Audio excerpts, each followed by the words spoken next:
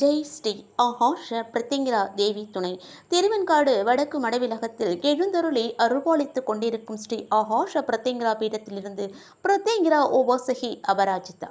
இன்னைக்கு பதிவில் நாம் என்ன பார்க்க போகிறோம்னா, உங்களுடைய கஷ்டத்திற்கு காரணம் உங்கள் வீட்டில் இருக்கக்கூடிய இந்த மரங்கள் செடிகளாக கூட இருக்கலாம். நம்ம கஷ்டத்திற்கு மரம் செடி என்ன பண்ணும்னு கூட நீங்கள் நினைக்கலாம். மரம் செடி என்பது நம்ம வீட்டில் இருக்கக்கூடிய உறுப்பினர்கள் போலவே தான். அதுவும் ஒரு உயிர்தான். எப்படி நம்ம வீட்டில் இருக்கக்கூடிய உறவுகள் குணம் சரியில்லாமல் இருந்தால் அவர்கள் மட்டும் பாதிப்படுவதில்லை, வீட்டில் இருக்கக்கூடிய எல்லா உறவுகளுமே கஷ்டப்படுறாங்க இல்லையா? அதுபோலத்தான் அந்த சில மரங்கள் செடிகளுக்குன்னு சில வைப்ரேஷன் இருக்கும். அதன்படித்தான் அந்த மரங்களையும் செடிகளும் சுற்றி நடக்கும். அது அங்கு வாழக்கூடிய மனிதர்களையும் தாக்கும். ஒரு காலத்தில் சொல்வார்கள், கிராம பகுதியில் ஒரு வீட்டில் ஒரு பசுமாடும் ஒரு முருங்கை மரமும் இருந்தால் போதும்னு சொல்வாங்க. பசுமாடும் முருங்கை மரமும் ஓகே தான்.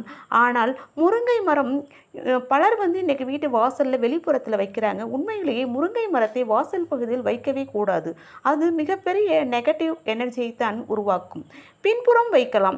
மேலும் முட்கள் நிறைந்த மரங்களை வாசல் பகுதியில் வைப்பதை நீங்கள் தவிர்த்து விடுங்கள்.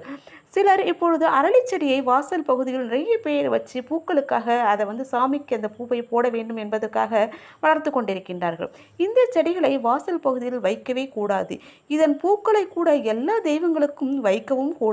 குறிப்பாக வீட்டில் உள்ள தெய்வ படங்களுக்கு அரளிப்பூவை வைப்பதை நீங்கள் தவிர்த்து விடுங்கள். கோவிலில் உள்ள முருகன், காளி, துர்க்கை, அங்காரகன், கோவிலில் இருக்கக்கூடிய சூலம், அம்மன், இது போன்ற மாரியம்மன், இது போன்ற தெய்வங்களுக்குத்தான் அரளிப்பூவை வைக்க வேண்டும். அதுபோல் நந்தியாவட்ட பூச்செடியை கூட வாசலில் சில பேர் வைக்கிறாங்கன்னா வைக்கலாம் வாசலில். ஆனால் வாசல் படிக்கு எதிரே வைக்கக்கூடாது. அந்த பால் செடிகள் வாசலை பார்த்து இருப்பதுங்கிறது அவ்வளோ நல்லது கிடையாது. அந்த வீட்டிற்கு மகிழ்ச்சியை தரவே தராது. மேலும் தென்னை மரம் வாசல் பகுதியில் வைக்கவும் கூடாது. அது வச்சிருந்தீங்கன்னாக்கா வாரிசுகளை அது பாதிக்கிற மாதிரி இருக்கும். அதனால் தென்னை மரத்தையும் வாசல் பகுதியில் வைக்கிறத நீங்கள் தவிர்த்திடுங்க. மேலும் பப்பாளி மரம், அது ஒரு மலை மரம். அதை வீட்டில் வைக்கவே கூடாது. அந்த பழம் உடலுக்கு ரொம்ப நல்லது தான். ஆனால் தனியாக தோட்டத்தில் அது மாதிரி ஏதாவது வைக்கலாமே தவிர வீடோடு சேர்ந்து இருக்கக்கூடிய கொல்லைப்புறம் அந்த பகுதியில் நம்ம பப்பாளி மரம் வைக்காமல் இருப்பது நல்லது.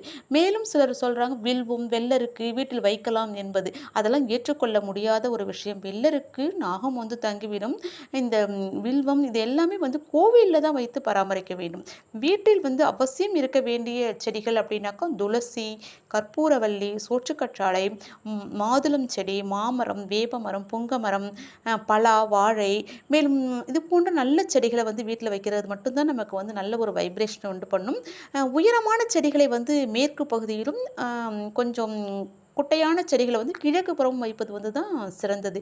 இதுபோல் சின்ன சின்ன விஷயங்களை நீங்கள் கடைபிடித்து பாருங்கள். வீட்டின் கஷ்டங்கள் கொஞ்சம் கொஞ்சமாக குறைய ஆரம்பிக்கும். கடைபிடித்து பயன்பெறுங்கள். ஜெய் ஸ்ரீ ஆஹாஷ பிரத்திங்கிரா தேவி துணை. நன்றி, வணக்கம்.